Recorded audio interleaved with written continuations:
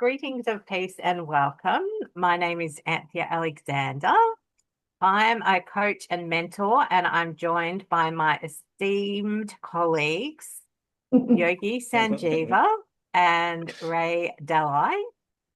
And I'll let them introduce themselves quite shortly. So we are here this evening for a conversation as we gather regularly on Fridays at 8 p.m. Australian Daylight Savings Time, so Melbourne time, to discuss different topics of interest and under a broad umbrella theme of living consciously in 2026. And we started having these podcasts or open conversations at the end of 2024, and we are recommencing them from a couple of weeks ago. So we welcome anybody who is joining us live or who is watching the replay, and we hope that you really benefit from the conversations. We also welcome anybody who wants to contact us individually or to provide topics that they might like to hear discussed, and we're willing to discuss basically anything. So I think that's probably, well, I will introduce our topic for tonight as well. So our topic for tonight is our true nature as human beings, and we're also going to discuss how we can work with these true nature or these true aspects of us as human beings, and how to honor these aspects of our nature. And it's following on from a conversation that we had last week, which looked at honoring Mother Nature. And we as human beings are part of Mother Nature. So but the word nature, we've got Mother Nature, who is like our nurturer and provides for all our needs, but there's also the different natures or types of or aspects of us as human beings. So we're going to drill down a little bit more deeply into the aspects of us as human beings. So I will now pass it over to Rae Dalai to introduce herself, and then she can handball it over to Yogi Sanji, and he can introduce himself. So over to you, Rae. Hi, everybody. My name's Rae. I am a ceramic artist. And so I'm a potter. I make pottery, but I specifically focus on pottery for the funeral industry. So cremation urns and angels and things like that. So I deal a lot with people in grief, and I need to make my work help them with the grieving process. So that's what my purpose within my business is all about. Yeah, so I see all aspects of human nature in my job, and in my previous work as a nurse. So I was a nurse for 35 years. Yeah, and I always say to people, I've seen everything twice in that time. Yeah, so that's kind of me and my background, which has been a natural progression for me from nursing into pottery for the funeral industry. Okay, your turn, Sanji. Oh, thank you. So, hello everybody. Hello Anthea. Hello Rae. So, yeah, I'm Sanji or Sanjiva, and I'm a meditation teacher, and I'm doing coaching practices also. And I'm currently at a eco-lodge, and I do meditation sessions over there, and like spiritual counseling, life coaching, mentoring. So, yeah, we help people online as well as like all of us. No, the three of us are involved in helping people. So you can have all of our details. It's in the videos, it's in the post, so you can connect with any of us directly. So, yeah, so it's wonderful to be in these discussions, and it's so nice we all get together and discuss these things. And we want more people also, if possible, to join in all parts of the world, or even Australia, or any part of the world, according to the time zone. Some people it's maybe very late, no, but who are possible to join, or they can watch the video later on, will be like having a more consistent way of like even putting out the video, So yeah, so let's get on to the topic. So I hand it over to Anthea, who selects wonderful topics.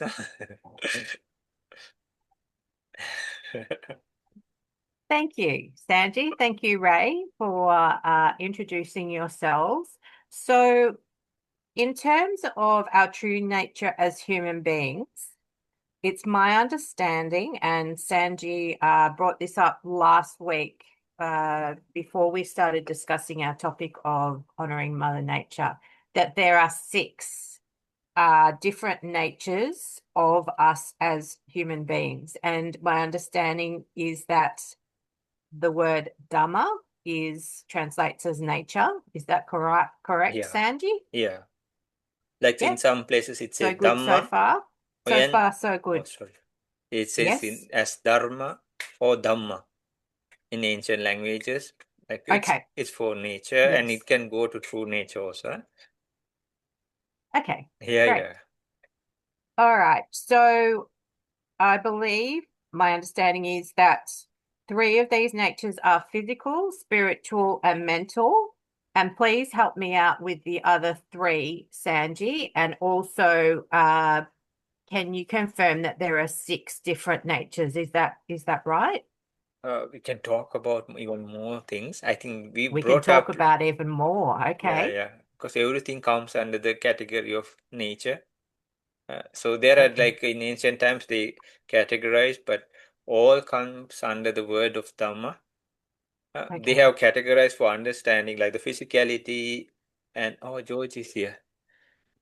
Oh, great. Good, no? I put a message. Oh, hello, Georgie.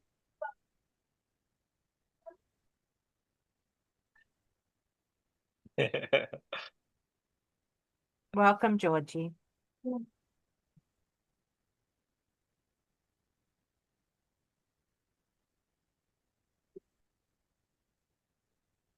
Hey, George is here. Sorry, my dog was just freaking out.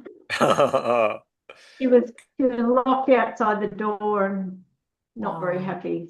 To No. go and sort it. Go and lie down. Go and lie down. Good girl. Hello. Hello. How Hello, are Georgie. you? I couldn't hear. Oh, okay. You can hear now? Yes. Sorry, That's I good. didn't even.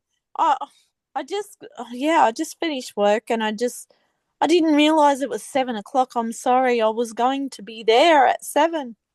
8 It's actually. okay. It's at 8, right? It's 8 for me, but it's 7 o'clock for Oh. Rae and Georgie up in far North Queensland. Okay, okay. Okay. You're most welcome, George.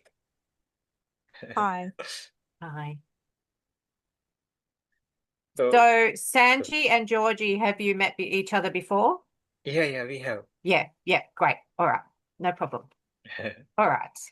So we haven't long started, Georgie. We're just basically starting to talk about the topic and what we're going to discuss. So what I was saying was that we're discussing our true nature as human beings and how to honor these natures or aspects of ourselves as human beings.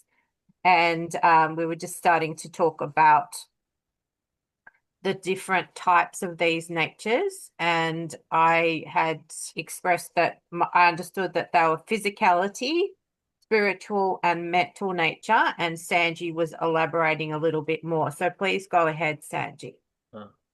Yeah, so there we can talk like in aspect of nature, or the word Dhamma for that matter, no? And it says like there's like physical nature, then sensations, and then perception, or like formations, and then rest of all that also can be put our consciousness also, yeah? And then all these aspects can be put under the category of Dhamma. So externally, internally, these all come to the aspect of nature. So the phenomena, so the processes, all these things that happen, they can come under the nature or like Dhamma, the word under the word Dhamma. In some places they use as Dharma. Yeah. Very good. So, in terms of our discussion, how do you think is going to be the best way to discuss these different natures? Do you want to talk about them a little bit, Sanji, and then we can jump in and talk about our experiences and our understanding? Or we all like discuss and see, like what we think. So yeah, we talk about human nature today, no? Yes, definitely. Rae, what do you think? What do I think Yeah. of human nature? I I think our base nature is very peaceful and very loving. I think that's at the heart of who we really are. I think as soon as we're born into this world, we come across the beliefs and of our parents and eventually of society, and we take them on, and that alters our nature. But basically, unless there, or even when there's a chromosome that is malformed or something that creates someone who can't tell the difference between hurting someone and not hurting someone, things like that. Even with those, our base nature is loving, peaceful, calm. Yeah. So that I think our whole purpose in life is getting back to that, like when we were born. Yeah. Maybe some things are picked up in utero as well. And babies are trying to make sense of their reality, of their existence, when they don't even have words, and they certainly don't have a rational mind. So I read a book once about the difference between two infants. One was born, had a normal birth into a fairly calm room, and their belief about life is a wonderful adventure. And you can just imagine what sort of life they had. They were journalists and they were all over the world interviewing people, yeah, doing exciting, risky things, but enjoying every second.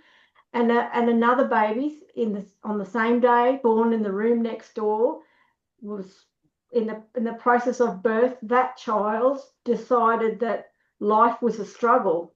It was a difficult, painful struggle, and they carried that core belief with them throughout their whole life. Very, very different experience. So yeah, so I think all of life is trying to get back to our base nature. That's what I think. Oh, okay. Anthea, you Yeah. and George, you also please Okay. join anytime you want, eh? Or Yep. Yes, so what I basically wanted to add to what Rae has said was that I was listening to a podcast recently, and they were talking about how up until the age of 9, that children are very much running on their emotions. And then that's when they actually are able to access their logical mind.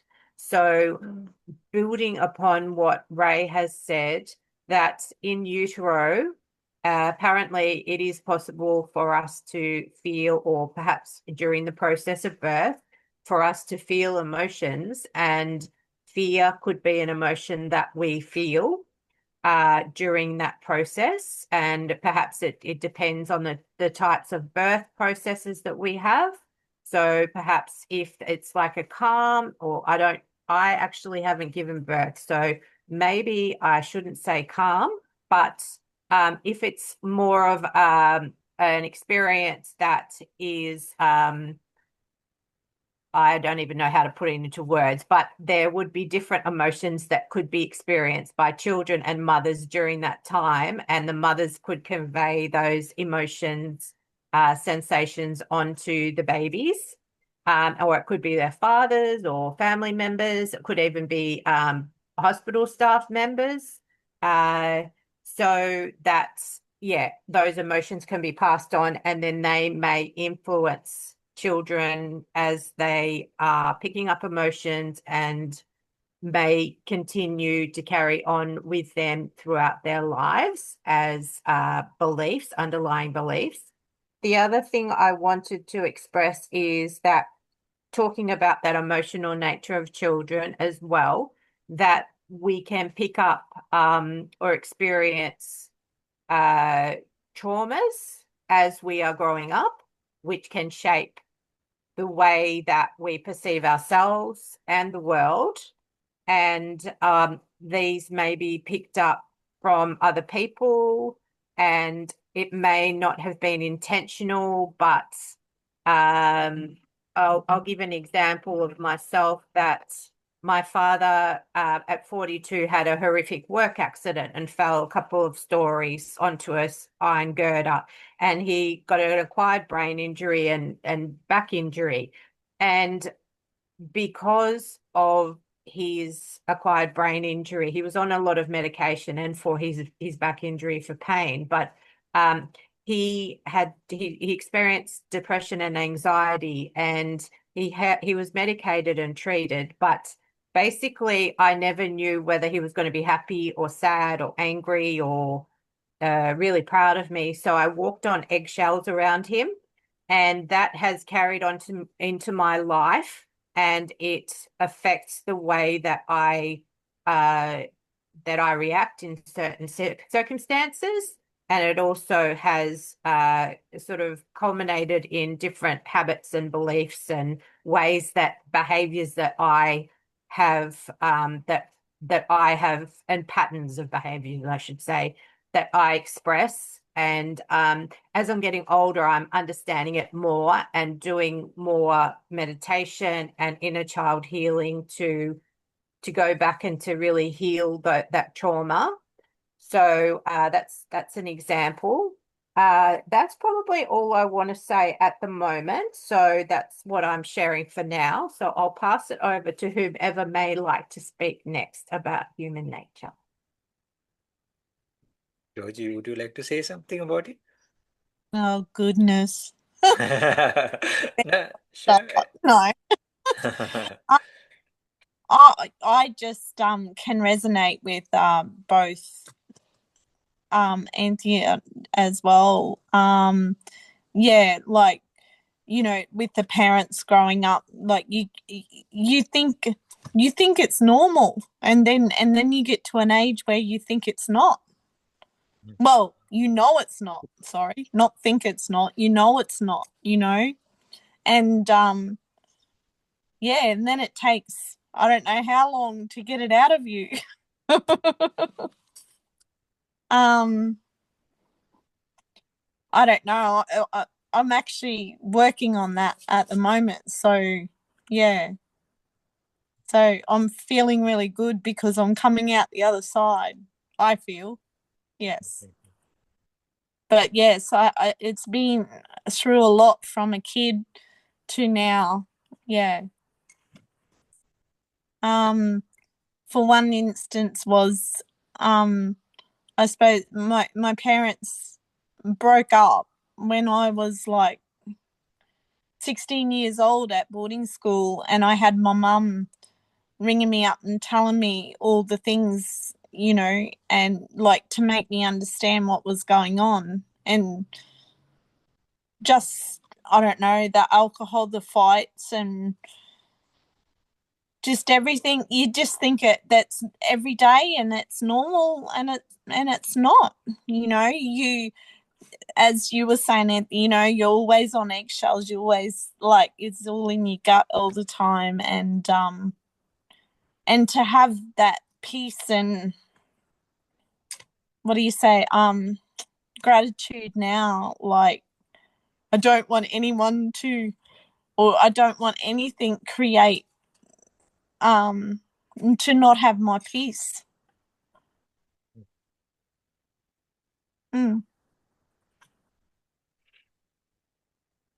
Thank you for sharing that, Georgie. So, all right. So basically, Rae has suggested that love, and did you say peace as well, Rae? Oh, I I I said we were peaceful. Peaceful. Peaceful. Okay. So Yeah. our base nature is not violent. I think Okay. wars and battles are not part of human nature. That's why we find them so abhorrent and awful, and there's so much PTSD in our soldiers because they're going against their base nature. That's what I meant. Yeah. Yeah. Yeah. Okay. So basically, Rae is suggesting that loving nature is essentially loving and peaceful. And then Georgie, I can hear from her that she's expressing that um, as we grow up, whatever situation we grow up in, we feel that it's normal until we know that it's not because we experience other things. And then growing up, we get to a certain stage where we just value our peace so, so much, perhaps even above everything else. And we just really, really fight to keep our peace. And that's our main goal in life.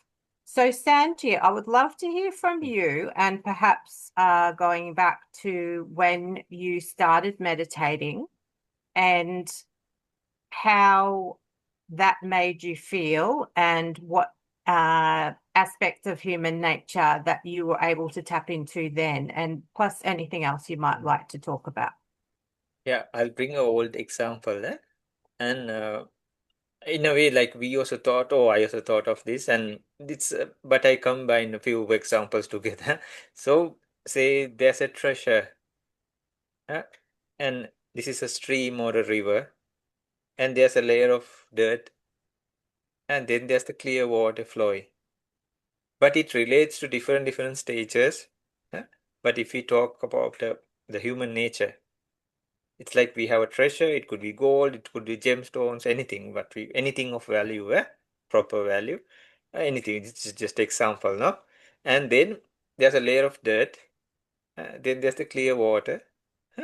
So when we as a child, what happens is like uh, the water is clear. You can see a child's eyes are bright, and no, but they do focus on things, but they still don't have idea. I mean, a very small child, no. Uh, so then it's like the clear water, but still the layer of sediment is there, and below that, the treasures are also buried. Then what happens is over the course of time, when we start hearing and seeing, or even when we start talking, we question, no, as children, we question what is that? Even the basic things, right? Then what happens is from the eyes, ears, nose, down, and even the feeling, or like the sensations and all, we get to know things. So what happens is it's like somebody taking a stick and poking that stream. Then after some time, when what happens is like that sediment layer is the one usually that is penetrated. The sediment or the dirt layer is the one that is penetrated because it could come from any sense. It could be like George said or like Anthea said, some kind of like difficult situations. As a child especially, no, because their mind is like open canvas, no, or a blank piece of paper for that matter, right? But the thing is, in their sleep or when in the time of the mother's womb, they could be associating either that sediment layer only because there's nothing happening out from outside. Maybe the sensations that come through the senses of the mother. That can poke it or bring some anger or something. And some children they come out with the anger towards the parents, maybe. Because they have heard or felt like how the mother felt, or no, or with angry with the mother for that matter, no. I remember one person used to tell, I had a friend or have a friend from Italy, and his mother used to say like every time she wants to eat a particular like some fish, she could feel him kicking from inside. Really? And so she said, "You never let me eat that fish." He's also like he from now from small days he could not eat fish or meat or anything for that matter. Huh? So when he was in his mother's womb also, he didn't allow her also to eat that, no? Because whatever she's trying to eat, he also could feel it, no? Uh, so it goes a long way. Yeah, but when we can see a child who's born, right? And they spend a lot of their time sleeping. Then slowly, little by little, the awake time is more, right? But still they are tired, they or have a stomach full, I have just seen, no? And uh, then they could be associating that sediment layer. Uh, or even the inner jewels or the treasures even. So sometimes we see them smiling, sometimes they cry in their sleep, even like the pets, right? You see them walking or like no, like barking or no. Uh, So then what happens? More we are exposed to this life, yeah, the things that like come through, like if somebody's poking uh, to the water, but before the children, like it's very clear. In a way, they are very innocent, no? But later on, even the basic of things like some tasty thing, they don't know what it is even, or some pleasant sound, or the sound of the parents, or if it's good, I mean, no, or the opposite even. That pokes in, and the identification happens, or again and again the repetition, because that's why we have to go from the very simple basic things, no, like A for apple or something, no. Now, come on, no, like why, it seems like we can say, oh, too much even, no. Too many A's and too many B's, it's no. So then, what happens is now it's poked so much time, and sometimes more and more dirt is also added. Those treasures are buried, but from time to time, this water always washes it away. But now we are like filling it up again and again with lot of dirt, maybe, and it's covering that. But this nature, so it can be a negative nature, it can be a positive nature. It can be like with the deep-rooted defilements as such, or the traumas we carry and all these things like we mentioned, no? That's also a part of the nature, or the real essence of our humanity, or the nature, like we were talking, like Ray said, no, the love, the kindness, and all the compassion, the wisdom, no? All those things, or peace, like Georgie said. So there are so many ways and forms we can relate to it. Even the negative natures, the positive natures, the countering ones, no? The recovery stages, the healing stages, those all come to the when we take in account of human nature, and even the attainments, or like even enlightenment for that matter, or psychic powers, no, or like superhuman abilities. That is also part of human nature, because human can reach those stages. And before, in ancient times, people used to do these things. Now we are kind of like numb or like blunt, actually. But everybody actually has that capacity, unless, yeah, we can still say they have, unless it's some big karmic force or something, or some habitual pattern that they keep blocking this. Sometimes karma can get involved, and then in ancient times they say like one person built up the divine eye, and this person just at a glance, because now this is the physical eye, right? And still there are people who do this, and this person want to have the divine ear also to listen to what far away what is happening, but this person didn't have that. They call, because you have to train yourself, no? And sometimes some people even lifespans, but he didn't have that. So even if you tried, it didn't achieve. So there are some things, or some people have these karmic patterns that comes to block those things. Unless that everybody, still that doesn't mean that person doesn't have that capacity of achieving it. So there are so many things when we are talking of human nature. Whole can of worms or something we can say. Really, there are so many things.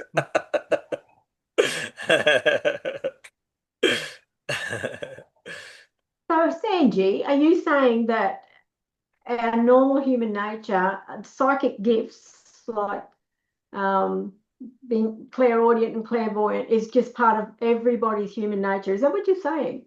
Yeah, people like great masters or ancient saints or people like that, they have related to this. It says the only thing we have not done, if we have not, it's enlightenment. The samsaric pattern is so far away. Just like it's not a religious thing. We have been coming, no? Like it had been happening. So lifespan after lifespan, lifespan after lifespan. So it is said like everybody, they could be doing the most kind of like unaccepted things now. But everybody has that potential because they had done it in their previous lives. So usually the thing is like enlightenment. That is the stages like other every kind of worldly scenario. Worldly means like all kinds of worlds. Not only the human, but it could be different. Everybody has done that.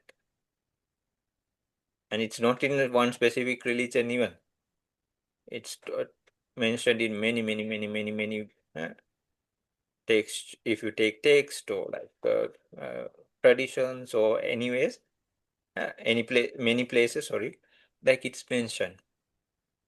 So yeah, but for some reason from the things that we accumulate in this life, it's like kind of covered. So we just have to dust it off. Some people like put a layer of dust, some people put a layer of maybe cement, some people made concrete it, some people put a ton of stones or something and just like try to seal it off, no? But still, like it's still there, like still it can be brought up. Yeah. And some people operate on that level with extra perceptions, and they don't see it as like a psychic gift. They just think that's normal. For example, my mother, who is against everything spiritual, that's all it's all woo-woo rubbish stuff, but she can tell you what stocks to buy and when to sell them with no background whatsoever. Wow. No training. Yeah. When to buy a tractor, when to sell a house. Yeah. She's not psychic though. Yeah. But yeah. But Yeah, it some is. people have got less sediment than they even realize. Yeah. And they could have been practicing those specific things in their previous lives. If you just because there are people I have also met, it's not they're meditating now or anything, they're living a family life, they have kids of their own and everything. It doesn't seem like this person is going to the Himalayas and practicing meditation and coming on a flying carpet or something.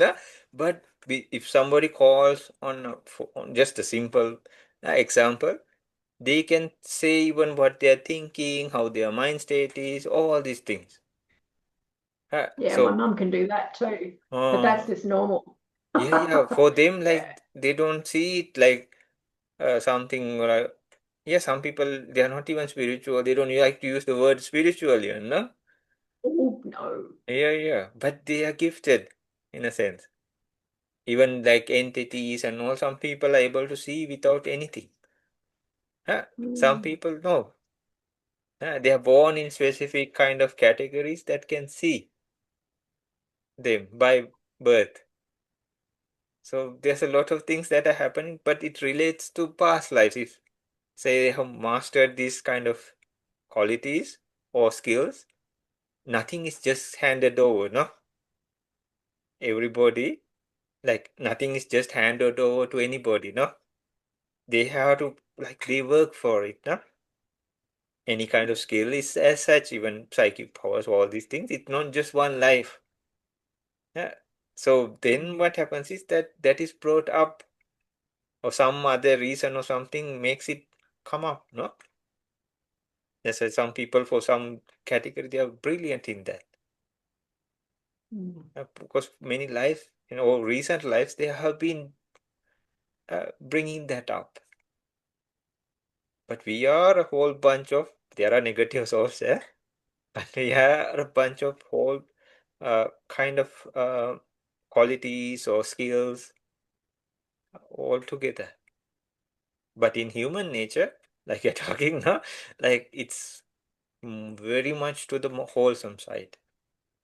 If people just think like of birth without a pure mind in the past life, nobody can become a human being. It is said as such. They will be born in a lower life form, they say. I'm not categorizing it, I'm just telling. Because to be human, they say like alobha dosa moha. That means very little greed, very little anger, very little ignorance. No, we cannot say it's not totally there, no? There is some part of it. But we have to have a clear mind. But especially in that mind moment, there's none of that. If there's greed, it can turn into like ghost or some category like that. If it turns into like anger, it can become like demonic, or like even animals in the animal kingdom that eat other animals as prey. No, because they have anger naturally, right? They have to use anger to survive even. Say tigers or lions or no, they would just tear up animals, no, just to eat, right? It's their food, but they have to use the aggression and violence even when the other animals are screaming for their lives. They have to do it, no? Just to survive. Yeah. And that is aggression or anger, no? That's put out. Or we can call it aggression. But then there are the delusion also plays a role. But in human nature, they say that's why from birth we don't have weapons like sharp horns or like sharp teeth. From birth we don't have. We get them and like try to arm ourselves. But we can really go down with those habitual patterns. Okay, if you want real horns or sharp tools, okay, we give you next birth. If you want sharp teeth or something like that, okay, you get your set of tools next birth. If you want to do with stuff with toxins and all, okay, you can have toxins in your body or like tails or skull, when fangs or something, that happens. But human nature is like very pure at first. That's why we become human. But later, after conditioning, like you said, we are conditioned through society or parents or anything. It can happen. And then we fall into that mind pattern and belief systems and all. We start hating maybe other people or anything. Anything can be conditioned, no? Because the mind is, especially if somebody starts doing that from childhood, no? And especially in the family's background, if it's violent, aggressive. So then it feeds the anger. And those kind of factors start coming up through that mud. Or even they just say like, if a parent just for like to show, say a child knocks their feet on a chair or something, and the parent takes a stick or something and say, okay, I'll teach this a lesson, and starts hitting the chair, just to show that then the child gets the idea like, oh, if somebody hurts me, I have to punish. That's the imprint, and then that factor starts building. Then it becomes worse and worse. So everything, because the child is like a blank piece of paper, no? But the old habits come up. Then when they're teenagers, or they can do even bigger things even, huh? Yeah, we all talk. No, I'm talking a lot, right? Maybe I should talk on my mic or something. Yeah, please, Anthea, George, you all chip in, no? Yeah, it's fascinating what you're talking about, and it just very thought-provoking. And I'm thinking about people who become criminals or break the law or hurt other people, like murderers or rapists. And it's explaining why that potentially can happen. And what I'm understanding is you're saying that perhaps they're being conditioned by brought up in such a way that they might be punished a lot, or they might be abused, and then the anger comes out, and then it's like, right, I'm going to hurt other people because I was hurt when I was younger. Yeah. Rae, what do you think? I've never heard anyone say that a tiger kills things because it's angry before. Oh, really? I've never I've never put those two things. I thought they killed things because they were hungry. But yeah, you've linked anger to aggression. That's what I understand what you're saying.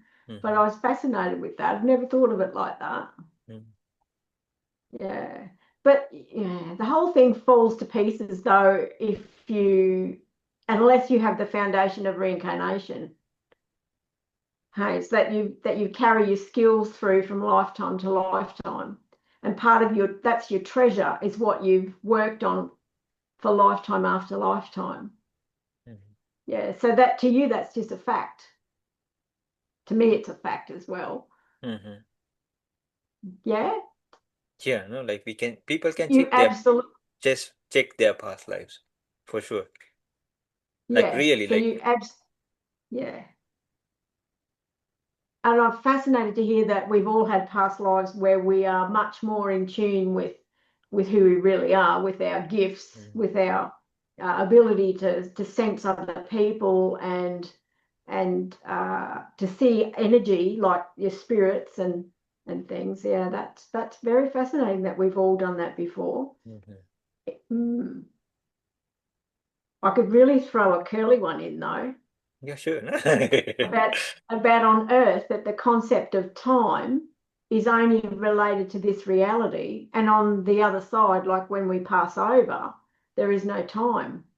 So therefore, if we take it the next step, all of your past lives are all happening now all at once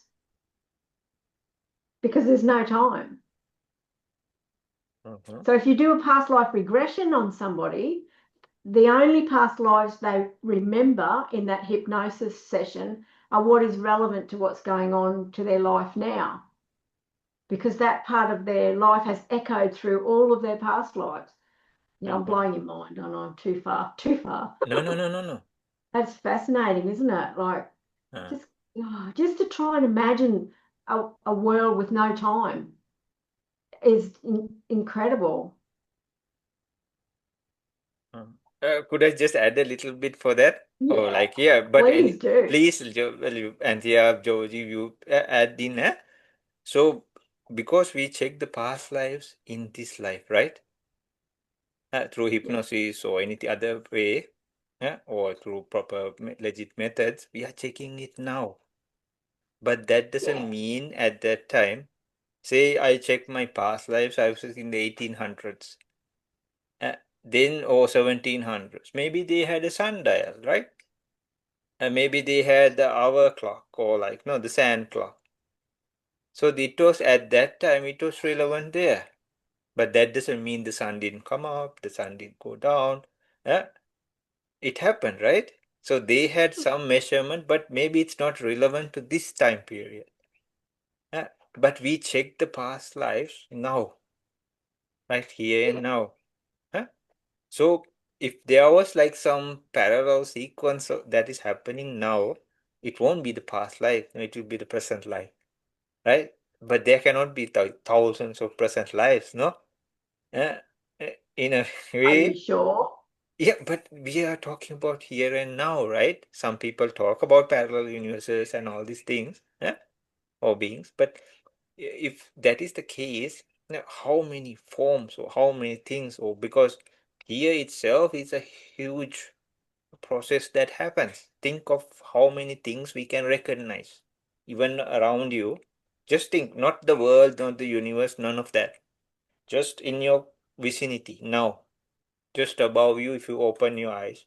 The color of your walls, what is it made of? The camera maybe, the screen maybe, what type is it? Oh, yes, Anthea, Rae, Georgie, Anji, or everything, the plug points, if you can see the lights, this is this particular light, it's a LED light. Oh, all these details just now, all the icons on the computer screen, all this, right? Then if you think about every other thing, the sensations we feel, no, the minds that occur, that is a lot, right? Yeah. Yeah. So yeah, in a way, what I feel is like, oh, what is happening? As we can tell, we carry those knowledge and everything. We have the energy. We can carry it like from moment to moment. And since this human body, like if in a birth process, if two cells of the parents make one cell, which happened, right? Yeah? And that is enough to bring a new life form or a human. That one cell maybe. But now we have millions of cells.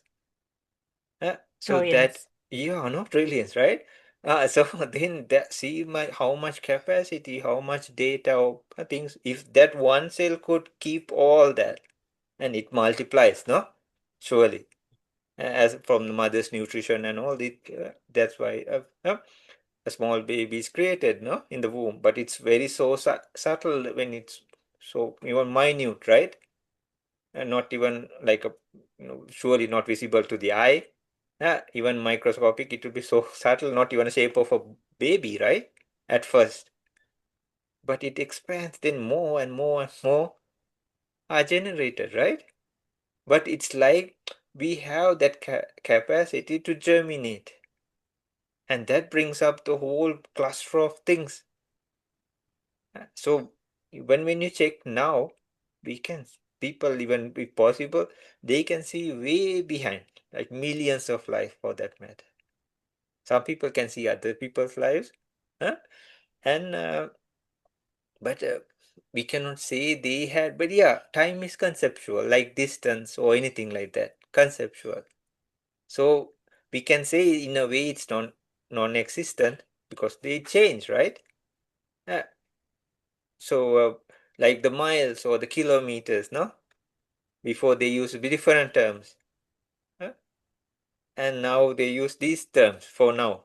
Maybe in the future they'll change that, no? Uh, so those things are, the concepts are changing.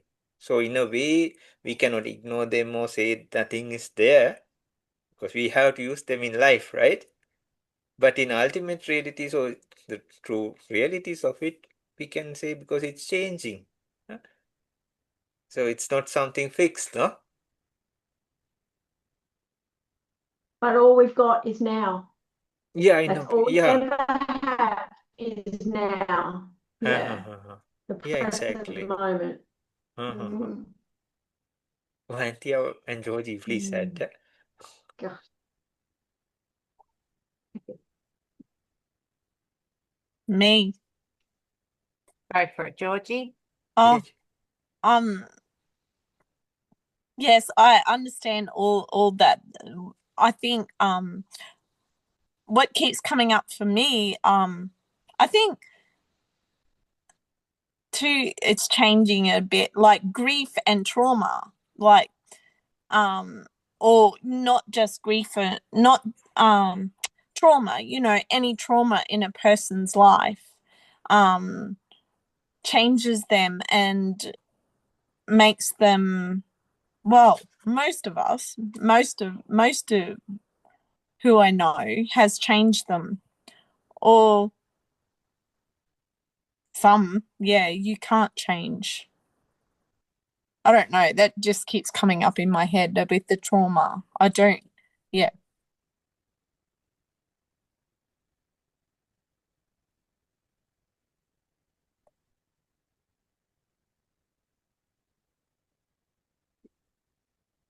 So what those categories, can you explain a little bit more, Georgie? Oh, it's just going in my Yeah, head. sure, no problem. Like, um, like I have two friends. One's lost a child and like grieving, where she has changed and gone on a different road, like she's just I don't know what I'm trying to say. Well, I don't understand I mean, I understand the trauma and that, but when they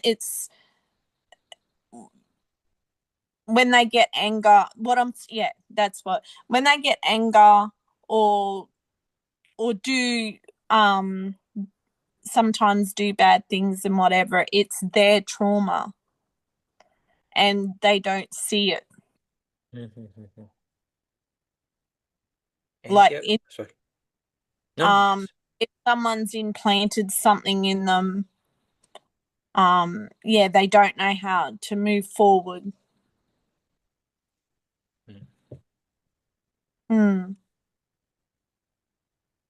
Anthea, what do you think about that? Well, I'm thinking about grief, and I have experienced quite impactful grief when I lost my husband who took his own life, and then losing my father and my mother within a short period of time. And I know that for me, I became quite numb and didn't want to feel. So that was how I coped with it, because feeling was too difficult. So I think my body went into survival mode and just protected me from feeling. So I became quite numb for quite a while. And then I was able to work with an amazing healer who I still have regular prayer circles with. And she was able to very, very gently and softly and lovingly and kindly help me to see and to feel and to just really, really gently face my feelings. So I can understand that aspect. I can also understand anger coming from grief as well. And they talk about anger being a reaction of grief, because I have felt a lot of anger, even towards the people who have died, because they left me. How dare they leave me?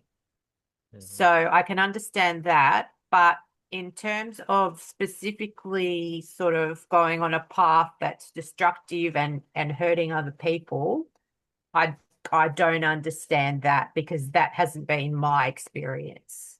So that's something, I don't think that's part of my nature as a person. I think I'm quite a gentle, peaceful person. So yes, I feel anger and whatever else, but I don't feel the need to go out and be destructive. So I don't quite understand that. So I struggle with sometimes people, because I have a generous heart and a generous nature, and I tend to give people the benefit of the doubt. And this is interesting because this came up with our meditation session on Monday night. We talked about this and we made an intention about this, about bringing back energy that we may inadvertently have given away. So what I have struggled with in the past, and speaking about past lives, this is very interesting as well. I personally don't believe in past lives, but I'm open to discussing it. And I'm always interested to hear about other people's philosophies and how they perceive things and what they like traditions are. So what I struggle with personally is giving too much of myself to people who can't give nearly as much back to me. And then sooner or later, I get very disappointed and then let them go. But it seems to have been a pattern in my life, pattern. And it's even affecting me now. But I'm getting better at recognizing when people are manipulating me for their own benefit. I can't quite say no to it yet, but I can see that it's happening. So there's some sort of awareness happening. So that's what's happening for me at the moment. I welcome any insights or feedback. Right? It's all about self-love, isn't it? About self-love and your boundaries. Yeah, I'm so lucky. One of my best friends, her name's Connie, she's got so much self-respect. It's amazing. And she will just flick people away who even think about manipulating her or using her energy or, you know, have any ill intent towards her. She's just instantly just bye. What do I want them for? Bye. She's great. So I always, when I'm in that situation, because I'm the same as you, Anthea, I'm still learning and trying to recognize it earlier and earlier so that it doesn't happen. Yeah, I just think, what would Connie do? What would Connie do? And then if I can't think, I ring her up. Well Tell me done. what to do. Yeah. It's a big lesson. I think the three of us girls are all struggling with that one. Yeah, you mentioned that the other night when I brought it up. So yeah. Yeah, I also have seen like talk and try to help people who had gone through like very difficult situations in life, who had done some crime or something like that, or one mistake that like turned their life upside down, no? And ended up in jail or something like that, no? Even for life.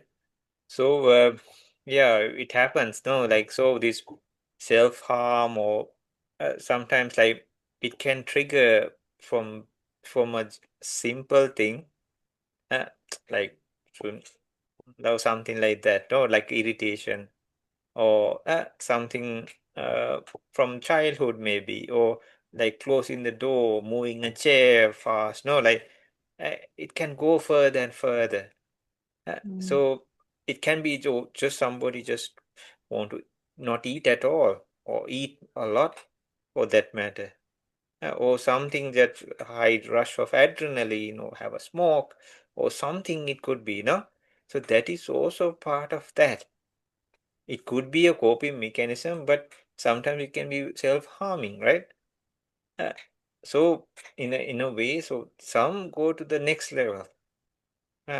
They try to do some kind of sabotage maybe, or some little things like breaking a pot, or I don't know, not even little, but doing some destructive thing, maybe kicking a trash can or something like that to make it more messier for the others, right?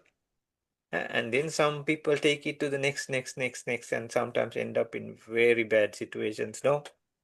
Or even very dangerous situations, right? So, and when you go through like the documentaries and all, and their pattern was like building up gradually. As a child, maybe they were doing these kind of things, hurting animals and all, no?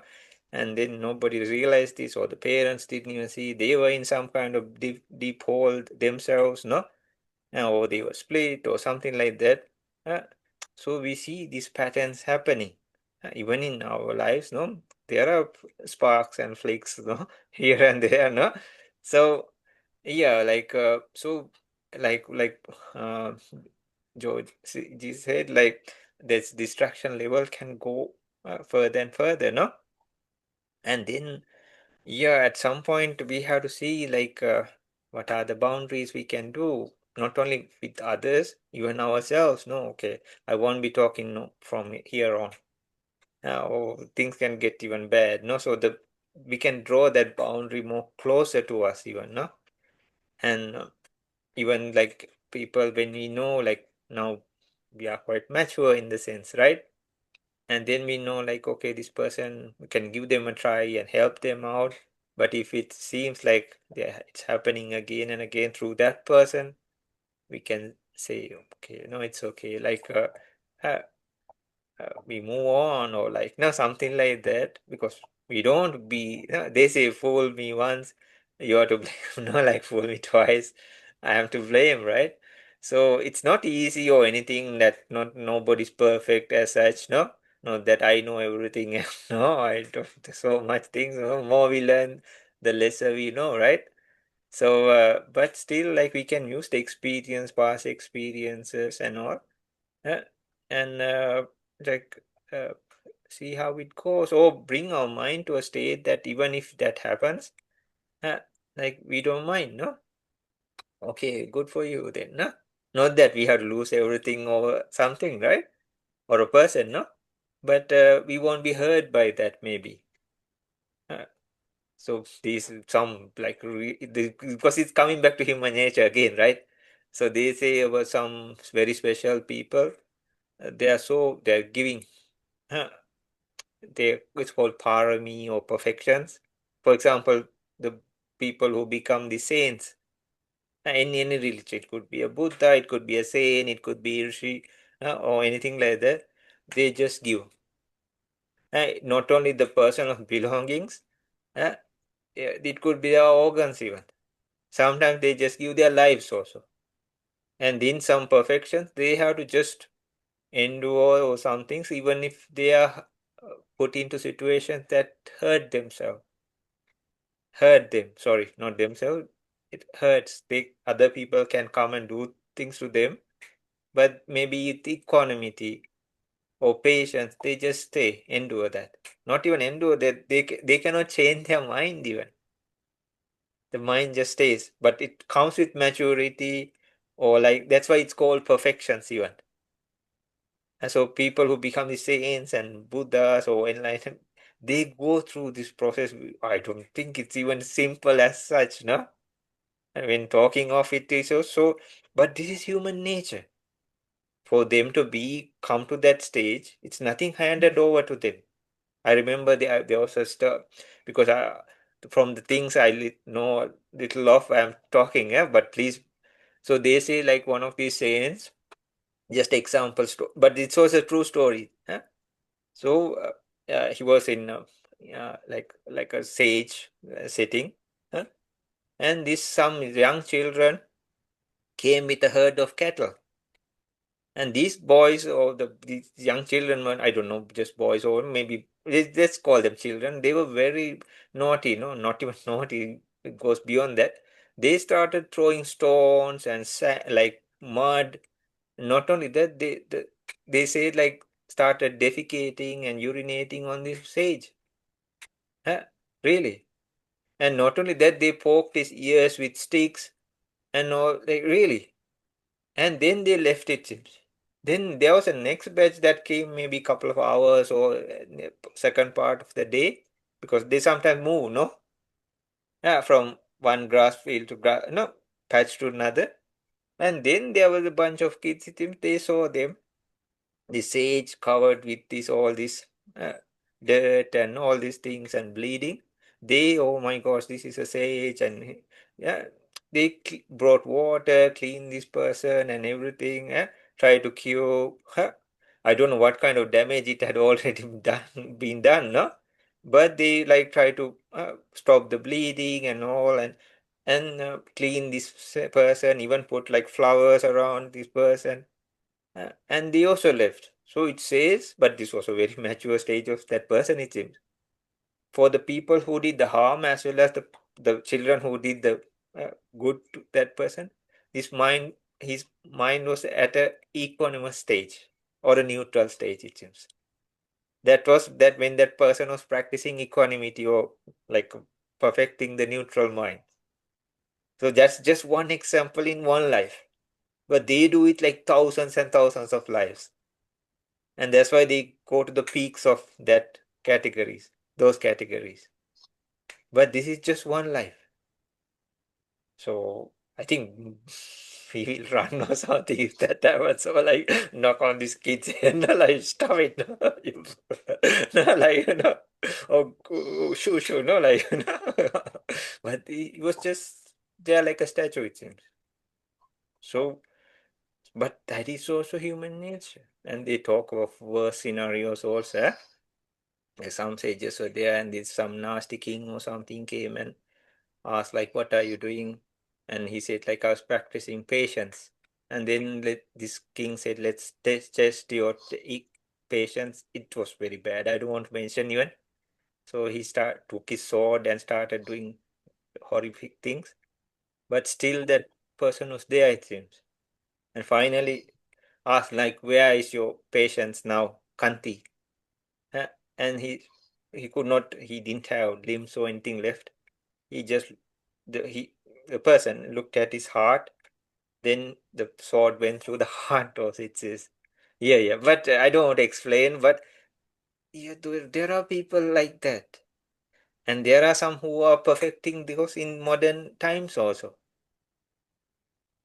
And another thing we can bring is like the psychological disorders and all, no? That also becomes a part of human nature. But that is not their true nature for that matter.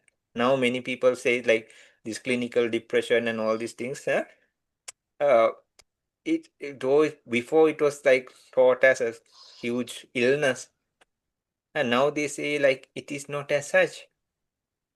Anxiety or all these things, it can be fixed way before than taking all these pills and medicines or put them into jackets and trying to electrocute them and all these things, no?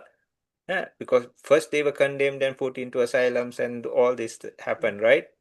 They discarded from society but now more and more, and we spoke to some guests also here in some developed countries. They say like more than trying to treat them with medicines, it's cheaper for the government to say like go and be with nature. It's cheaper than that medicine for that particular government. So we can talk about these kind of disorders which are not belonging to the real human nature, no? We have so much potential, so much energy, so much capacity. But it can turn to a habitual pattern. And in this life also, then it overshadows all these things. But it's just overshadowing, right? Then it becomes, I know a friend, he wanted to act like he became, how to say, insane, or not with proper sanity, right? Then he started drinking and I don't know what he took, but he actually became insane, or insanity really took him. Maybe the karmic force and everything, whatever he took happened because he wanted to please a girl. Not a please like show, yeah, really, to show he was so upset. And he was, gosh. yeah, when he was very young, no? But now he has bipolar, depression, still after 20 plus years now. So, like, things you tried acting upon, or like, no, habitual patterns or addictions, so that can trigger or bring up things that can become like a disorder. But that is also yet not their real true nature. That's why it can be cured, no? Yes, please. So we experience our life through our body. So, and our mind rests inside the brain, or it's part of our body. So if you damage the body, then it can't project human nature correctly. So if you damage the brain into such a way that you have bipolar disorder, then it can't function properly. Therefore, the human nature can't come out, can't be experienced by other people. You can't see it because the instrument is damaged. Yeah, does that make sense? So some of these things are physical traumas to the actual fabric of the brain, the neurons and the blood supply, etc., and then it just cannot function properly.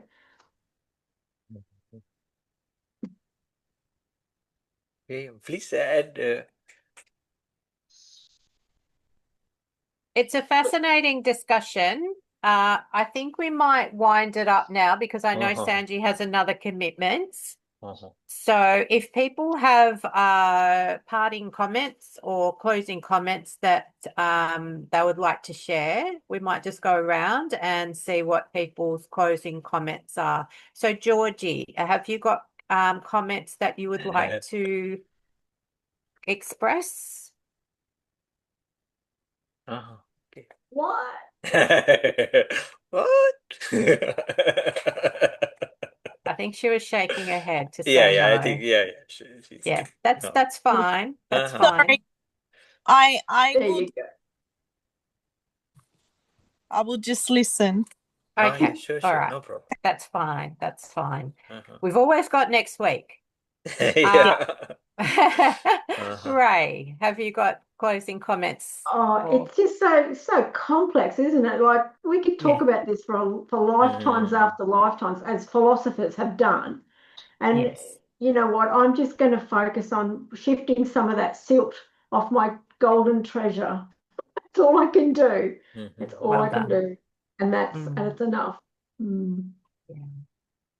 Sanji, any closing comments? Yeah, so for what Ray says, Ray, like because though the organs are there, this is associated with that energy. Yeah. For example, now they cannot do still like remove the brain and put a new brain or something, no? But heart No. they do, right? Heart transplants they do, no?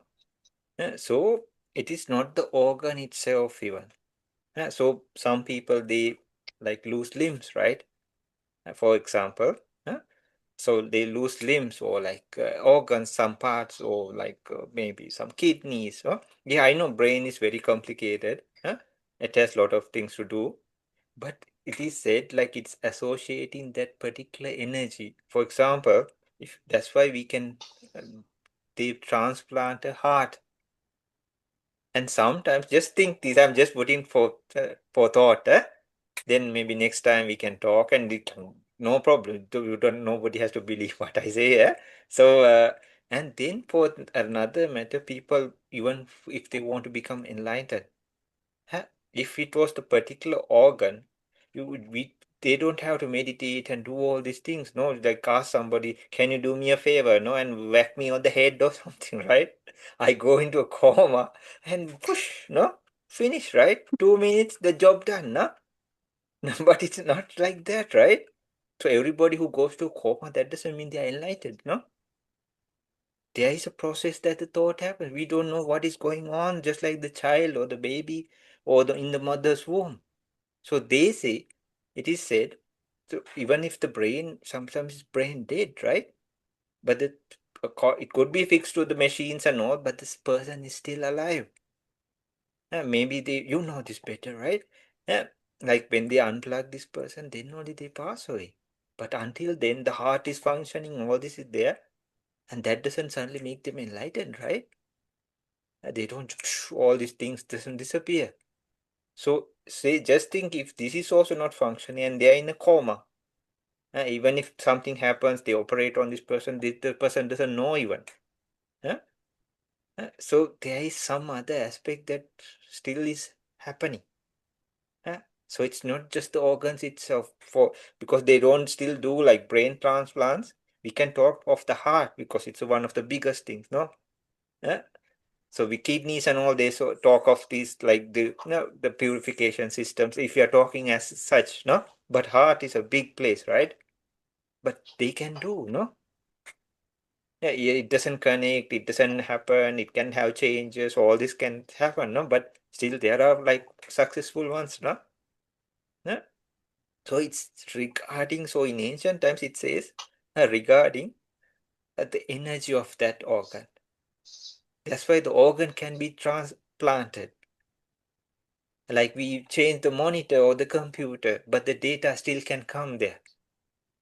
Though the machine, that's why we go to the next life also like that.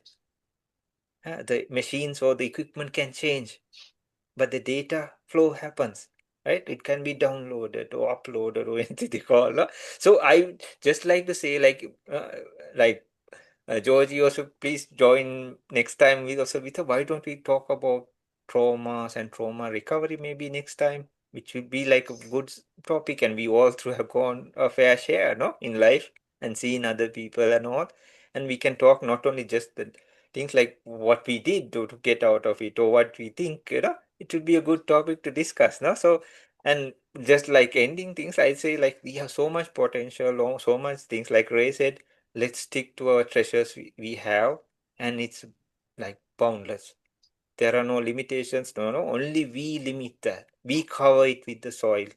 But luckily, the nature of reality or the nature of things is it always takes them out. We drag it in or fill it up with something else.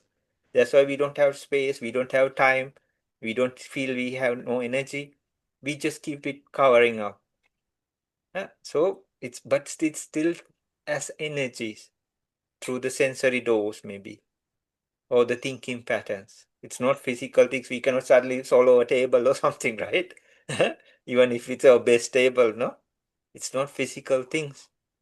Even the food we take, that's the biggest thing we intake, right? It turns into energy.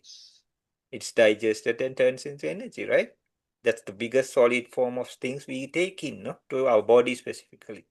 Medicine could be little, no? Drinks are like liquid form, the solid food, but that also breaks up and turns into energy. So most, and especially what for eyes, ears, nose, tongue, and what about the mind itself, no? Or the sixth sense, you name it anyway, the brain, the third eye, anything, no? So it turns into energy. So that also we can categorize as negatives, positives, or the real enhancements of our true nature, and then the real treasures we have buried. So likewise, we bring that up, no? Our real nature, and we can talk about our true natures, lot of things, our true home, lot of things, eh? But we'll leave it for another time, maybe. All right. Well, I'd like to thank you all for your participation, time, energy, and vulnerability and experience and teaching with this session. It's been a really enlightening conversation, very thought-provoking, and I will continue pondering on a lot of the things that we've talked about tonight. Yeah. So thank you very much. I think that talking about trauma and trauma recovery is a terrific topic for next week. So I'm really, really happy to discuss that. And I look forward to spending time with you all once again next week. I could continue with this discussion for hours, but I know Sanji has a commitment. Yeah, so your fault, Sanji, that we have to finish. Just teasing, just teasing. I'm just getting you back for being cheeky before when I answered the Zoom call. All right. So, yeah, thank you all very much. I'm really grateful for you all, having you all in my lives. And yes, we'll see each other Monday night or next Friday or beforehand. So have a really good night, good afternoon, and all the best.